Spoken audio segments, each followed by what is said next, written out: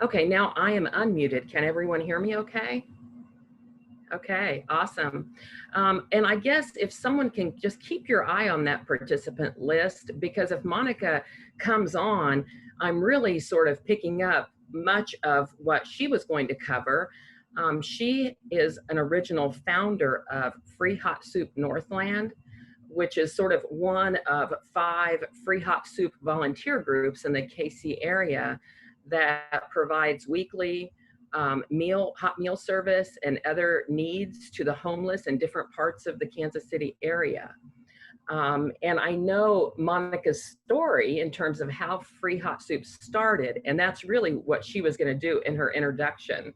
So I will tell it as I know it, but if she jumps on, please let me know. Yeah, Also, we'll see that. You're muted. excellent. And if there's a time that I freeze or you can't hear me, just give me the stop, right? So anyway, so Monica has a daughter that needed to write a paper. And I believe it was for like a senior paper in high school, senior class. And somehow she heard about free hot soup. And at that time, I believe it was just serving in downtown Kansas City, just a volunteer group, a group of really women and a couple men that got together to start serving at Washington Park and Davis Park in downtown KC. And it grew into them serving every Saturday, you know, from 30 people to 60 to now probably over 150 people every Saturday. And that is sort of the original free hot soup in Kansas City. Monica accompanied her daughter. She was worried about her daughter going to serve homeless people and who was going to be there and where was it going to be. She had really no experience with folks that are vulnerable like that, despite the fact that Monica is a nurse. She just hadn't worked with the homeless population. So she accompanied her daughter to make sure her daughter was safe, so her daughter could find out about this and write a paper. And Monica said that that day changed her life, and it really changed her daughter's life. Just seeing how important that service was every weekend to those people. And she said from then on, that's what she has done every weekend. So she volunteered a while downtown, and then she got together with a neighbor up where she lives, up north, and a couple other people, and 3 people started Free Hot Soup North.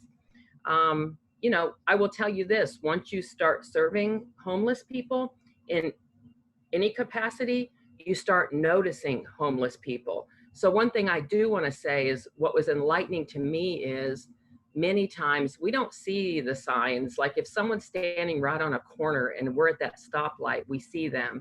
What I see now and what Monica started to see is in the Northland, there are lots of homeless people that I used to not notice because they're more subtle, right? They may be sitting on a bus stop with a backpack, and I notice that they're going to be, I see them there every day, you know, multiple times at odd times, right? They may be someone that's coming out of the restroom at Quick Trip or at Taco Bell, and I can tell their bag is big and heavy, and they may have just, you know, kind of washed up, right? We tend to notice the people that are hanging at the side of a building more, right? Just because you start to know that community and sort of their struggles and how they survive. So Monica started Free Hot Soup about 4 years ago.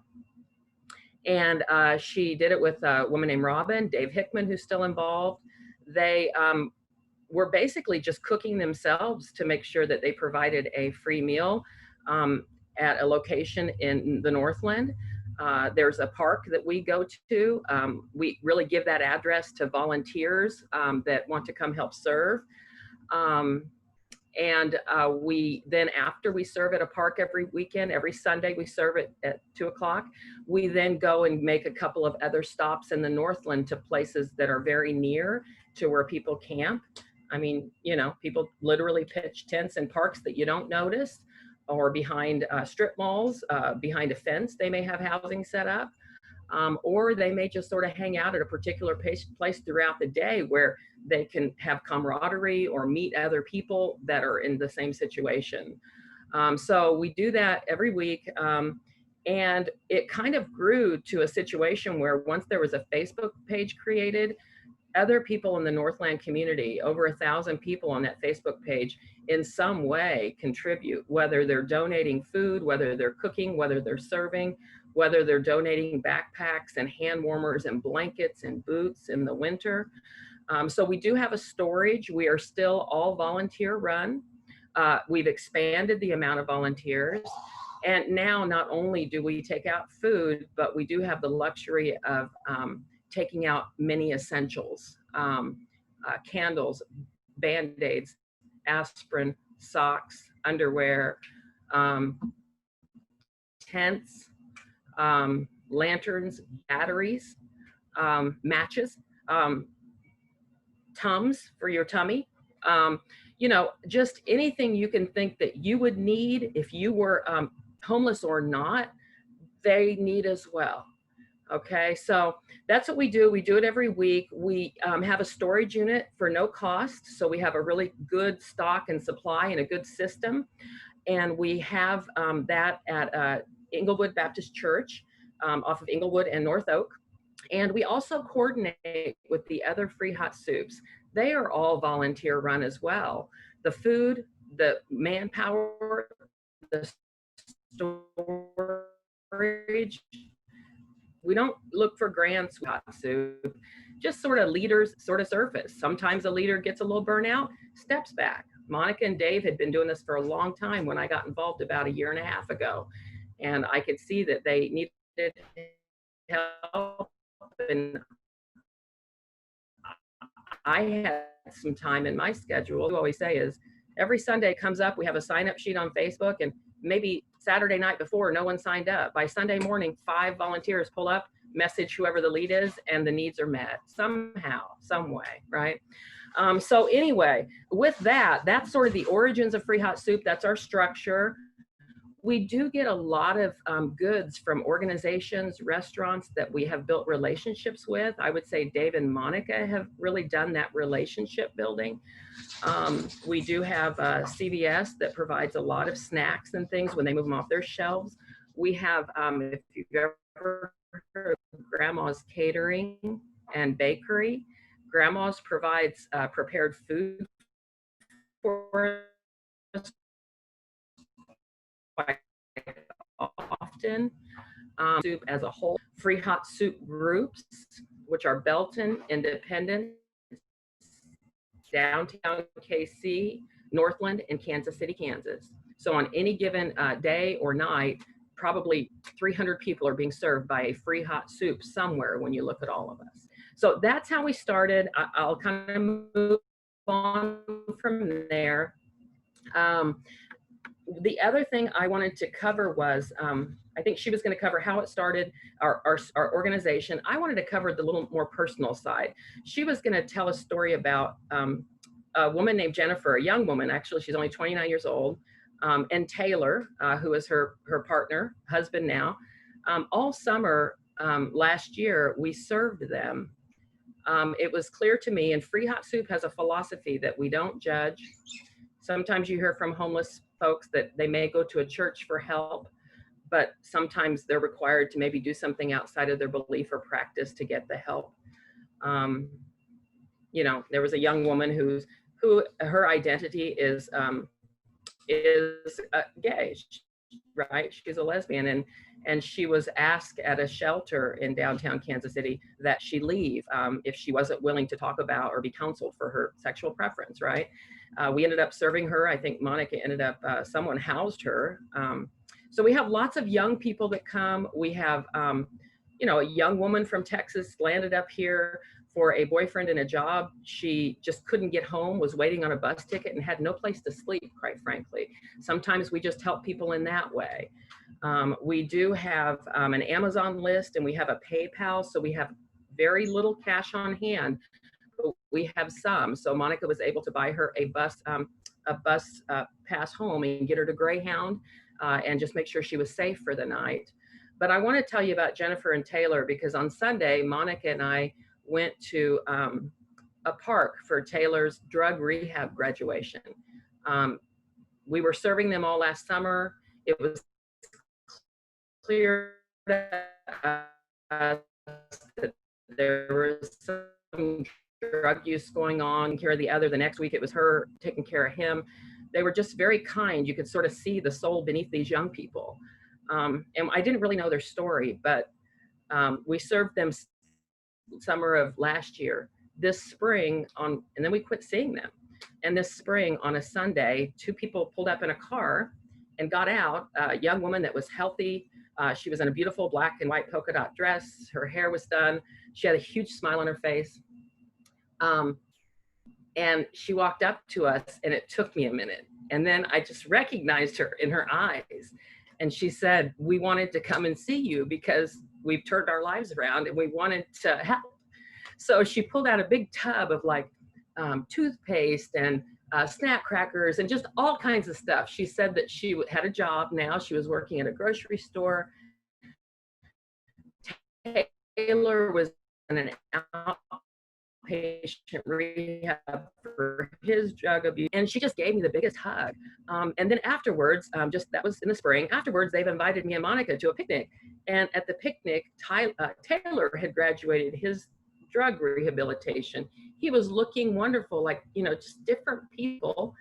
And they had got married, and she had taken a pregnancy test the day before, and they were having a baby, got married, and they were in a home back in their hometown in Springfield.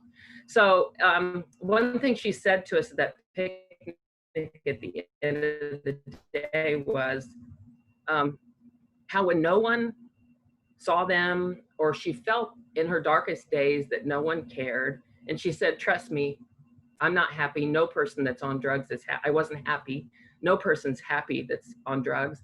But she said, on the darkest day, every Sunday, I knew that you guys had a smile for us. And she said, it wasn't really about the food and the things. She said, one day we came late and we missed you. And she said, I just remember running after someone's car. And she said, it wasn't because I needed the hot soup or the meal. She said, it's just because we wanted to see people that saw us, So that was very touching for me. But I also wanted to touch on the fact that we do serve a lot of veterans. We have a lot of homeless veterans that have worked to get back to their life here after being deployed. So that is really important. And we try to really, honor that and get to know the people that we serve. And then we do have some families. For 2 years now, we have had a grandmother. She's actually the great grandmother, and she's raising 2 girls. And those girls are elementary, and then a toddler boy. And great grandma's kind of hard of hearing. She does have a van that has worked on and off. When she lives in a house near the park, so they're not homeless. They're very much in need. And we had the resources to, Dave hooked them up with a propane heater while we gathered enough resources to get their heat fixed last winter. So it's just everyone you could imagine has a story. We have some people that clearly have some mental disabilities. We have people that have some anger problems. We have people that have drug problems, and we have people that just get down on their luck. So I just wanted to give you sort of a picture of the people that we serve, and some of those people we will always serve. There's a woman that comes to the park that works part-time and sleeps in a laundromat in Northland because her boss is compassionate and she's mildly retarded, and she comes to us on Sunday. Really on Sundays, we don't just serve and run. People have become a community. People hang around, people visit. We sort of pull up, we open our cars, someone serves something warm, someone gives them a sack lunch to go. We have a table of waters. We sort of take a tub of clothing for the season, let people dig out of it. We have Becky, a woman who just pulls up and keeps her Subaru full of hygiene items, and people just sort of say what they need. I do want to, I think I've maybe just got a few more minutes. I do want to say that when I got involved, people say, well, why do you do that? My granddaughter, I have a smart aleck teenage granddaughter. She's like 14, 15.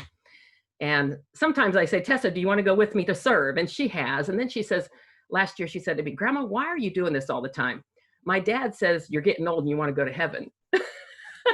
I just thought that was funny, but it does tell me how we don't just serve the homeless and the vulnerable, they really serve us. And it's really rewarding because instead of donations, and money is so important, it really is at times. That's so important. We just needed shelving for our storage. We were able to get that with a little $40 we had in PayPal, right? The bus ticket that we were able to give someone. Sometimes we have newly housed families that just don't have groceries in their house yet. This weekend, one of our volunteers, Abby, she said that her sister, who works at a nursing home administrator in the Northland, has a housekeeper, a gentleman who just got a home, but basically told her he was struggling with food for his family and wanted to see if he could get paid early for that. She wasn't able to do that, but she reached out to Abby. I met Abby at storage. We loaded just bulk tubs of things that we thought they could use, and they had 3 children. So that we just serve a lot. Donations come from everywhere, even people all lunch that all summer that we're picking up, or spring when school was canceled. Parents are picking up the fruit and the milk so much that their kids couldn't eat it. So many times we were able to take milk, which was nice. But I want to tell you how they give to us. When I was young, 20s, I worked down at the town pavilion for AT&T, and there's a lot of homeless people downtown. And I was raised Catholic, and it was Lent. And I always had an hour lunch in the town pavilion. I would go to get my bagel at Bagel and Bagel. And this particular day, I had always seen this older woman pushing a grocery cart, very hunched over. In the winter, she would just wrap her legs. I was in my 20s. To me, that was just bizarre. I was almost afraid of her. But I would see her sort of hanging outside of Bagel and Bagel, hanging outside the town pavilion. And she was long gray hair and, probably had been homeless more years than I care to acknowledge. But anyway, I had, that week, I had got a beautiful pendant that I had gotten with a wonderful silver cross. And I wanted to get it on a beautiful shell clasp on a necklace. So I dropped it at the jewelry store. And they said it was done. So on my lunch, I went and picked up my beautiful new necklace that I had paid whatever to put that beautiful clasp on it. And I just loved it. And I put it in my wallet. Then I went down to get my bagel. Then I saw her. And then I felt really good about myself because I was going to take $5 of my bagel change and give it to her. And I felt like, I should do that. Well, it's Lent, right? That makes me feel good. And, and then I gave her the $5, and I remember walking away, and, Mother Teresa says, give until it hurts. I thought that didn't hurt at all. $5 is nothing. I spend $5 on a bagel every day. That didn't hurt me at all. And so something made me say, do something that really is a sacrifice. Okay, maybe it's that Catholic in me. But I opened my wallet again. I pulled out that envelope I just picked up from the jeweler's with that necklace. And I thought, I love this, but she might love it. So I turned around and I gave her that necklace, right? And then I went back to work. And then I went home, 80th in Holmes. I went home that night. And I was feeling maybe even more good about myself because I sacrificed. I went the extra step. And so I was talking on the phone to a friend that night, walking around on my cordless phone. All of a sudden, I hear my neighbor's dog barking, 80th and Holmes. My house lives as a corner. And the dog was barking and just barking. And I thought, what's that dog barking at? And I'm just, chatting on my phone in my comfy house. And I pulled down the blinds and I saw the woman that I had given that to standing on the curb outside my home, just holding 2 plastic bags and the dress that she wore, and looking at my home. And it was 10 o'clock at night. And that was God's challenge to me. That was give till it hurts, meaning it would have scared me to go to that door and open that door and say, come into my home. Would you like something to eat? And I was immature at the time, and I wasn't really developing. I'm still developing, but I never have forgiven myself. And I was very, very disappointed because I called 911 and I said, there's this woman, and I think they took her back downtown. And I picked my brain and picked my brain. How did that happen? How did she get on my curve? And then I realized my home address was on that receipt. That was in the envelope with my necklace. So the woman took a bus out there to my home and stood there. And I don't know what she wanted, and I'll never really know because I never saw her again. So as I work with Free Hot Soup, I try to make up for that in some ways, and I try to get to know people. And what you find is when you do that, they give to you, right? You don't give to them. You know, Abby, one of our volunteers, has extreme anxiety. She's a suburban housewife. She has a Girl Scout troop. And when she first started volunteering, she was very fearful. She just doesn't interact with anyone. And I will tell you now, Abby says that pushed her out of her anxious shell and changed her life. The fact that she could volunteer now for 6 months and interact with folks that she didn't know, didn't feel comfortable with, she's a changed person. So people really do give to us. And then sometimes I also want to say, and I'm in for questions, that sometimes it's not really, we're giving them sometimes what we think that they need, right? Which those Ziploc baggies with everything from a raised tampon to a bite serving people. A woman named Marissa, who's now housed. I remember I found her a backpack at a thrift store. I was helping her out with rides to her social worker and all that stuff. And I take her to the laundry to wash her wet backpacks in the winter because they get wet in the snow. And I was doing that stuff because I was like, I would want a dry sleeping bag, and she appreciated it. I remember taking her a backpack one time, and then she wouldn't wear it, and it would bother me. I'd like, Monique, that's a cute backpack. Where's that backpack? That wasn't her habit, right? She liked to drag her plastic bag around.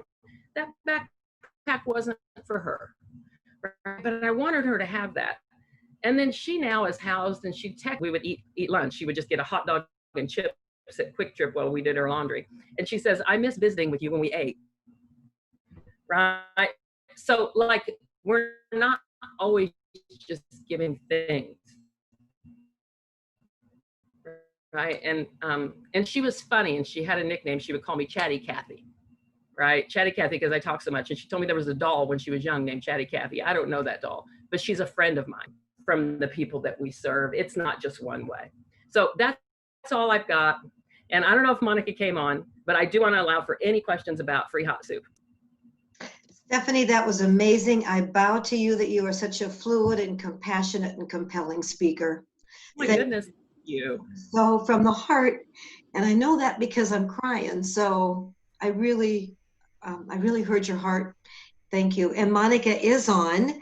Okay. So, sorry. Monica, I think you unmuted yourself. What would you like to add to what Stephanie said? And everyone, please meet a friend of ours, Monica House. She lives here at Lake Waukomis, actually. Hi, Monica. Hi, Monica. Sorry, I had technical difficulties here. We figured.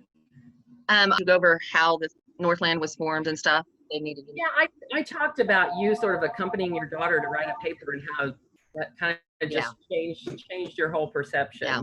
So I did cover that. At what point did you come in, Mon? I was talking about volunteer run and where we get our resources and our. Yeah, I think you covered it all. One thing that I do want to say is all of us, Free Hot Soup is not an organization. It's a group of volunteers. Stephanie didn't say that. So we don't have a 501(c)(3). We use my church that we go through. So, and also, did you go over the health department pouring bleach over us? Yeah. There was, if some of you might hear about or heard about the story of the health department coming and pouring bleach over us. I was one of them that they accosted, I guess. So we do have our hurdles that we go through just because we help the people that people do not, we call them our friends. So, but I think that what I heard Stephanie had covered, I think she covered everything. Well, it's good to see your face, Monica, and I do want to be quiet for a minute because I know I ramble, but I do want to say that my first time I volunteered, um, Monica doesn't really baby anyone. She's so compassionate with our friends, but I kind of just walked in and she just started doing things. I'm like, oh, okay, well, so I can do that, right? And so then when you follow her, it's like I didn't know what to do, but man, she gets out of her car and it's just, you know, Monica, I got to tell you, you inspired me. You know people by name. She pulls out her little spiral pad, and I just got to say that you were an inspiration for me, because if someone needed something that Monica didn't have, she'd write it down. She'd make sure she knew where to find them, right? And that week, somehow, they'd get that. If someone was having a health issue, Monica knew, and still does, if she knows someone that, for example, who's the guy you take candy to because he's diabetic, or Rick. you know, the Tums. Monica's really sensitive. If someone had an injury and she gave them bandage for a hurt foot, she follows up. How is the foot? What can we do? And then, you know, she makes a note if they need medical care. How is she going to assist with that? That was amazing to me.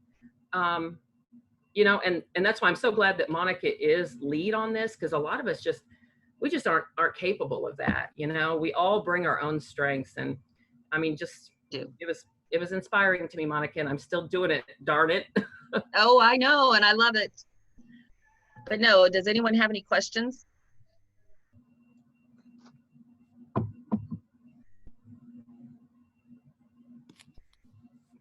Everyone, Yeah. oh, Doug. I have a question. I'm just wondering, you know, you're interacting with a lot of people right now, this coronavirus. What kind of precautions are you taking? How are you approaching that issue? Well, I'm a frontline worker. I work in the healthcare, and all of us have masks. We don't require anyone to wear a mask. I mean, it's your own choice. But the people that serve wear masks. We have gloves and we have hand sanitizers, and we have been able to get medicine prescription bottles and fill it with hand sanitizer to hand out to the friends that we serve. So, and then we wipe everything down, and we also pre-package as much as we can, right? Yeah, we pre-package as much as we can so that we're handing and going, if you will. It's not as personal this time. Yeah. And we do also, when this all came down, we basically put a thermometer and alcohol in our main table in storage. And you know, any week that we came to pack to go serve, we would take our own temperatures. Some of us still are, some of us aren't. Also, like she said, it's not as per used to be, where, you know, sometimes if we've got nobody that cooks something hot and it's summertime, we bring 10 pizzas, right? And, you know, if someone picked up a piece that they decided no, give me the cheese, right? We're real cautious about, hey, if you take that donut, keep it, right? And then also we do put a big sanitizer pump. And just when I'm lead, I just say, hey, everybody, you know, let's sanitize, just so that there's a little more precaution.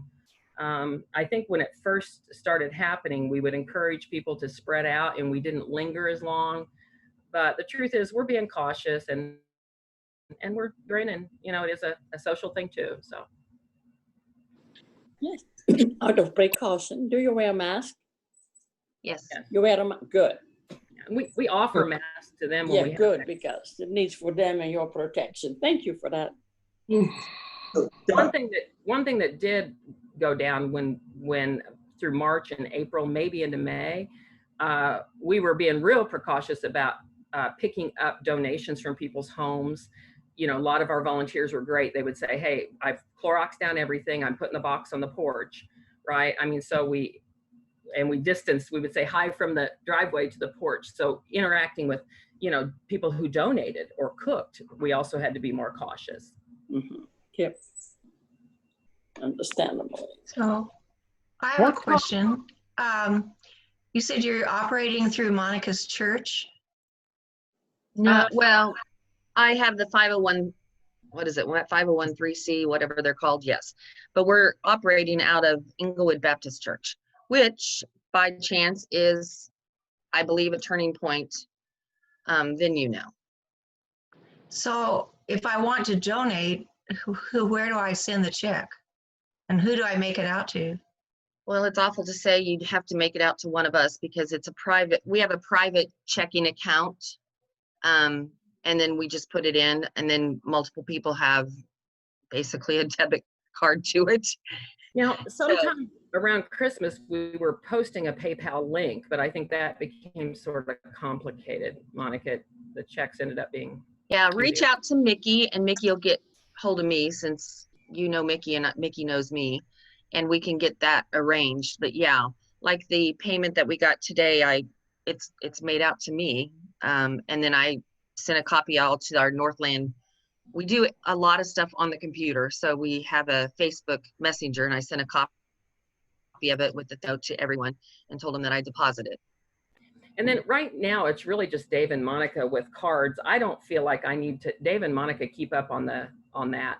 And then also, if either one of them spend from the account, they're really good at taking a picture of the receipt, and we have a little group email list, if you will, so that they're just trying to be accountable to us, which we trust them 100%, but it just helps us all see, what came in, what's going out, and what for. So we kind of all know when we need something. When we were completely out of, I think, winter socks last year or something. I mean, they're just sometimes like water in the summer goes quick. We get a lot of it donated, but if we have any day, I may say, Monica, can you just put a couple cases of water in storage? She'll put that receipt on there, and we do spend our own money at times. I mean, I have a good job, but it all comes back. So We had one. Go ahead. Oh, I was thinking about, we send out a newsletter every Wednesday. And so I'm thinking, Monica, if you could give me permission to put your address in the newsletter. So everyone on Wednesday, as always, I'll send out the newsletter, and I'll have Monica's address, and then also perhaps a list of needs, things that people That'd be can perfect. donate, and where to donate it to. And then we can do porch pickups. I mean, if you trying to make it, Mickey, maybe we can get together and figure out an easier way to do that. But if you have, travel sized health and beauty aids are perfect, because we just drop them in a bag and go. Anything like that, socks, and it doesn't have to be new. It just has to be good. Okay. And clean. We We always need toilet paper. That's one thing that sometimes we just don't have. We've been getting lucky on that. And then we do distribute personal hygiene if that comes up for folks. And then in the summer, we had a hookup that volunteered, donated lots of cases last summer that lasted us all summer. But we're down to, I think I've got Tanya, a lady that cooks, is going to donate 2 cases this Sunday, and it'll be gone. So water's always needed in the summer. The water with the Corona has just been not available. We have a connection that her business donated 20 cases at a time, but because of Corona and the limit on what you can buy, they just are not allowing it. Hey, you guys, we have time for one more question, and that's Doug. Doug had a question a long time ago. You want to? I was just going to ask if there are people who want to volunteer and get involved. What's the pathway to do that? We've got a free hot soup. It's on Facebook, which I'm not sure whether anyone knows has Facebook. This is kind of a not published where we locate, but every other Sunday right now through summer, through September, we are doing every other Sunday, and we meet down at Shamir Park at 2:00 on Sunday. Shamir Park is at I-35 and Shoto. It's behind the McDonald's there. And then you can come down and see us in action. Stephanie is doing this Sunday, correct, Steph? Yeah, and yep, I will be there this Sunday. We've got about 4 or 5 folks volunteering, but man, when you show up, we could put you on something. So, sometimes it gets pretty hectic, so the more hands, the better. If you want to show up with some toilet paper, if you want to show up and just watch, if you want to show up and help hand out items, I mean, if you want to show up and just talk. Mm-hmm.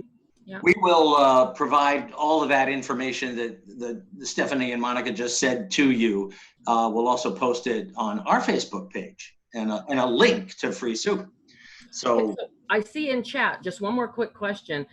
If you're going to post on your Facebook, if anybody would like our Free Hot Soup Northland Facebook page, I think it comes up as FHS, but Monica can send you a link on that.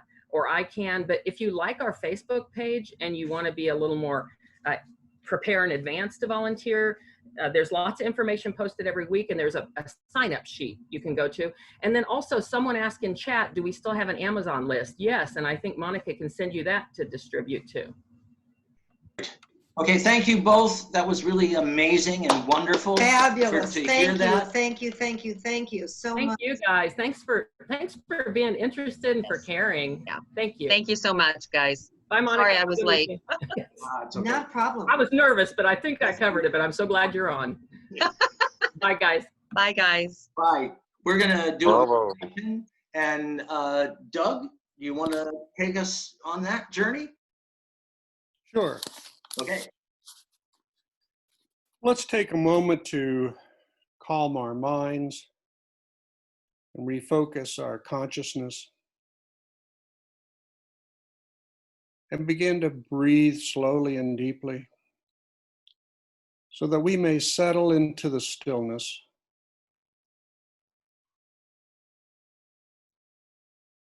Fully connecting with the Christ within.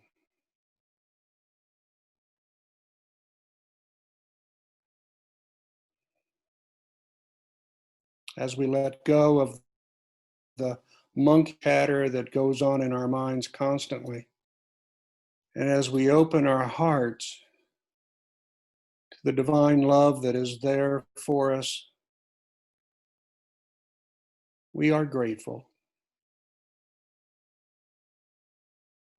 We are grateful that we are one. We are grateful that we are aware. We are grateful for all we have and can do, and recognize our responsibility to those who don't have and cannot do. We are so thankful for different organizations who are reaching out, showing the love of God into the community. It is so easy to get wrapped up in our own lives and the content of our own thinking that we are in a bubble. And yet, when we open our hearts and let the compassion that is God's compassion and goodness flow through us, we see a whole new light, a whole new side of things. And maybe as one person, we cannot do a lot, but with one another, we can do more. And God knows how to do more. When we surrender our own smallness, we become part of something much larger. So let us feel that gratitude. Let us be aware of the joy that comes with God's love. Let us be willing to get out of our bubble and to participate in being the conduit through which the Christ shines. And so it is. Amen. Yeah, thank you. Doug, that was beautiful. Just incredibly appropriate. Thank you so much. I am humbled by all that we have heard. So as we take what you said, Doug, into our hearts, it moves us to our next piece, and that is definitely our prayer of gratitude. We are so fortunate for all that we have. So let's,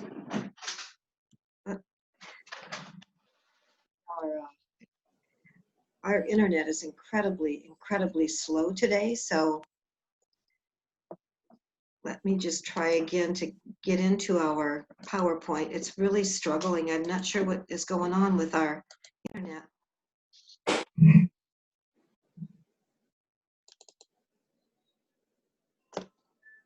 There we are. I'm so sorry. We've had lots of little messages saying that we have low bandwidth today, so maybe you all do too, I don't know.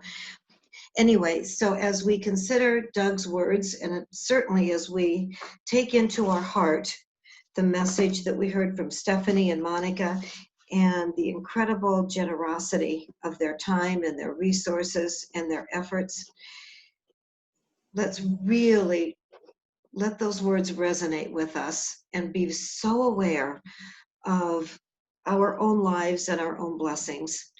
And with that, let's quietly say to ourselves, and Jeff and I will be your voice, our prayer of gratitude.